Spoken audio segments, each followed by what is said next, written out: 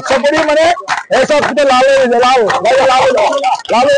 আর আওয়াজ বলে ভালো করে আওয়াজ এই দাও মান যদি কারবার সুগার থাকে কারবার যদি প্রেসার থাকে কারবার যদি মনটো অকমান টেনশনত থাকে হাত চাপৰি বজাই থাকিলে অকমান এইবিলাক দুৱাৰ বজাক জোৰ আপোনালোকৰ শৰীৰ আৰু আপোনালোকৰ মন আনন্দিত হ'ব প্ৰফুল্লিত হ'ব বেমাৰ আজাৰ দূৰ হ'ব আৰু শ্ৰীমন্ত শংকৰদেৱ গুৰুজনায়ো এই অসম মুলুকলৈ এই পবিত্ৰ ভাৰত ভূমিলৈ নাম ধৰ্ম আনিছিল নাম ধৰ্মৰ হাত চাপৰিটো মেইন দেৱৰ উত্তম দৈৱকী নন্দন চৰণে কৰোঁ প্ৰণাম গতিকে হাত চাপৰি বজাই থাকক জোৰকৈ হাত চাপৰি বজালে কাৰো একো ক্ষতি নহয় ৰাতিপুৱা মৰ্ণিং ৱাকত গ'লে হাত চাপৰি বজাব